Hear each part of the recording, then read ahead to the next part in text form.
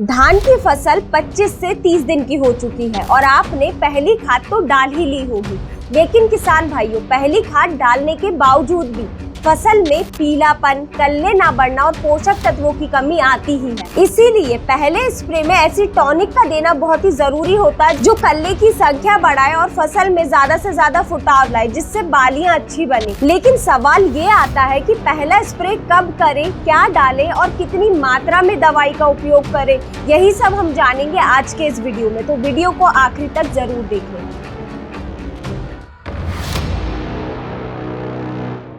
नमस्कार किसान भाइयों, स्वागत है आपका कात्यायनी ऑर्गेनिक्स के यूट्यूब चैनल में। किसान भाइयों, अगर आपने धान की फसल लगा रखी है और इस समय फसल में किसी भी तरह की समस्या से जूझ रहे हैं तो नीचे डिस्क्रिप्शन में दिए गए फॉर्म को जरूर भरें। हमारे कृषि विशेषज्ञ आपसे 24 घंटे के भीतर जरूर संपर्क करेंगे। किसान भाइयों, धान का पहला स्प्रे सबसे मेन होता है क्योंकि इस समय फसल सिर्फ 20 से 25 दिन की होती है और इसी स्टेज पर पूरी फसल की नींव तय होती है, क्योंकि ये स्टेज सबसे नाजुक होती है। किसान भाइयों, अगर आपने इस समय सही उर्वरक, कीटनाशक, फफूंदनाशक का उपयोग कर लिया तो आपको पैदावार अच्छी मिल जाएगी। लेकिन अगर आपने एक छोटी सी चूक या गलती इस समय कर दी तो आपकी फसल से पैदावार तो बहुत दूर की बात है, लगाई गई लागत भी निकालना बहुत मुश्किल हो जाएगा। तो किसान भाइयों, आपको पहले स्प्रे में ऐसी दवाइयों का उपयोग करना है जो शुरू से ही अच्छा रिजल्ट दे। मैं ये नहीं बोल रही हूँ कि आप कई सारी दवाइयां ले आइए, टॉनिक ले आइए और स्प्रे करिए। नहीं, आपको बिल्कुल इतना कोई खर्चा करने की जरूरत नहीं है। मैं आपको ये सिर्फ 3 टॉनिक बताऊंगी जिन्हें आपको पहले स्प्रे में देना है। इससे आपकी धान की फसल में कल्ले अच्छे बनेंगे, फुटाव अच्छा होगा और पौधे की बढ़वार भी अच्छी होगी। तो किसान भाइयों, सबसे पहले बात करते हैं धान की फसल में नाइट्रोजन, फास्फोरस, पोटाश तीनों की कमी एक ही एनपीके से पूरी हो जाए तो वो है एनपीके 19-19-19। और ये एनपीके में नाइट्रोजन, फास्फोरस, पोटाश तीनों एक बराबर मात्रा में होता है। और अगर मैं बात करूं A1 ग्रेड के एनपीके की, तो वो एनपीके को आप जैसे ही पानी में डालेंगे तो वो पूरी तरह घुल जाएगा, उसका एक भी कण पानी में नीचे नहीं बैठेगा। और अगर इसकी दूसरी गुणवत्ता की बात करूं तो अगर आप इस एनपीके का फसल में स्प्रे करते हैं तो इसका रिजल्ट आपको 2 से 3 दिन में ही साफ दिखने को मिल जाएगा। और यही सब बताई गई गुणवत्ता आपको कात्यायनी एनपीके 19-19-19 में मिलती है। ये एनपीके की सबसे पहले मैं बात करूं तो अगर आप इसे जैसे ही फसल में स्प्रे करते हैं, ये पौधों के रंध्रों द्वारा पूरी तरह अवशोषित हो जाएगा और पौधे के पूरे भाग में फैल जाता है। इस एनपीके में मौजूद नाइट्रोजन पौधे में हरापन लाता है, जिससे पौधे के अंदर फोटोसिंथेसिस प्रक्रिया अच्छे से होती है, जिस वजह से धान के पौधे में कल्ले की संख्या बढ़ती है। वहीं अगर मैं बात करूं फास्फोरस की, तो ये पौधे की जड़ों का विकास करता है, जिससे जड़ें जमीन से पोषक तत्व अच्छे से ले पाती है और फुटाव अच्छे से होता है। और रही बात पोटाश की, तो ये पौधे की रोग प्रतिरोधक क्षमता को बढ़ाता है और पौधे में आए हुए तनाव को भी कम करता है। और साथ ही आगे चलकर जो पौधे में बालियां आती है उनकी संख्या बढ़ाता है और जो बालियों के अंदर दाने रहते हैं उन्हें मोटा और उनकी गुणवत्ता बढ़ाने में भी मदद करता है। और अगर मैं इसके डोज की बात करूं तो आप इसे 500 से 700 ग्राम प्रति एकड़ के हिसाब से उपयोग में ले। तो किसान भाइयों, अब बात करते हैं इस पहले स्प्रे में दिए जाने वाले दूसरे सबसे जरूरी उत्पाद की, जो पौधे की बढ़वार में और पौधे में हरापन लाने में सबसे ज्यादा काम आएगा। वही है कात्यायनी का सीवीड एक्सट्रैक्ट। ये लिक्विड फॉर्म में आने वाला एक टॉनिक है। ये सीवीड एक्सट्रैक्ट को समुद्री शैवाल से तैयार किया गया है। जब भी आप इसे धान की फसल में उपयोग करते हैं किसान भाइयों, तो ये क्लोरोफिल निर्माण को बढ़ा देता है, जिससे पौधे में हरापन बहुत तेजी से आता है। किसान भाइयों, आप इसे ऐसा समझ सकते हैं, जब ये पौधे के अंदर क्लोरोफिल निर्माण को बढ़ाता है, इसका सीधा सा प्रभाव पड़ता है फोटोसिंथेसिस प्रक्रिया पर।